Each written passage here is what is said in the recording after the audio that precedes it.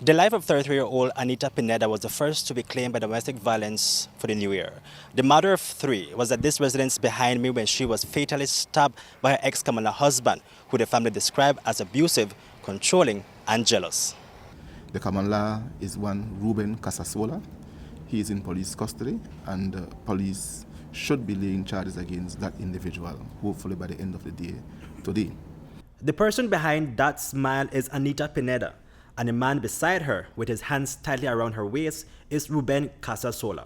He is the common law husband accused of fatally stabbing Pineda in the chest. Pineda and her mother were at this house, the residence of Casasola's brother, when Casasola appeared. He was angry, demanding, and had a folding knife in his pocket. The man arrived. He grabbed her by the hair. He wanted for them to go on the motorcycle. He was making claims and asking her where she was on the night of the 31st. And Noel says that he saw him searching his pockets.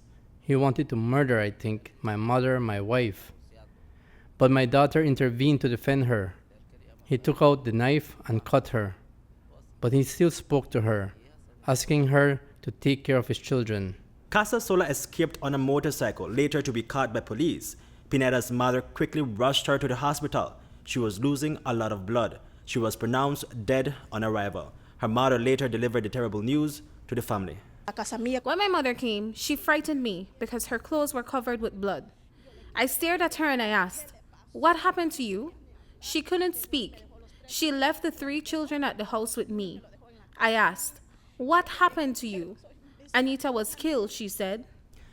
By all accounts, Casasola was an abusive husband.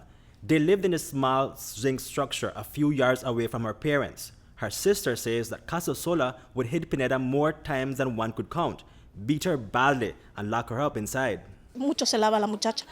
He was very jealous. He has another woman, but he was very jealous. He did not allow her to go out anywhere. He didn't allow her for nothing. She had to stay indoors. Oh God, he used to leave her black and blue. He used to hit her really hard. She suffered a lot. She was suffering.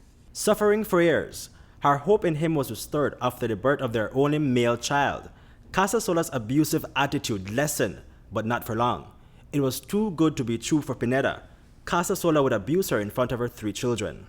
When she had the young boy, we saw a change. He was a man, but as the boy grew older, she saw that he was nothing good. He went back to being the same, drinking. He drinks a lot. That is his problem. They're at her little house. The eldest daughter, she was the same age as my daughter, used to come out, run and say, "Grandmother, my father is beating my mother." Pineda's father intervened once, but Casasola attacked him, breaking 2 of his ribs. My daughter was never happy with that man, because one time he arrived at the house and he beat me. I fell and he beat me. He broke 2 of my ribs. The police took me to the hospital. The last time, he went to challenge me at the church. He grabbed rocks. I grabbed my phone. I called the police. The police went to look for him the other day, but they did not find him. Police later found him. The officers instructed him to leave. That was about 4 months ago, and during that time of their separation, Casasola would, according to the father, stalk Pineda until he came face to face with her for the last time on New Year's night. I expected this because she was never happy with him. She was never happy. Hipolito, Novelo, News 5.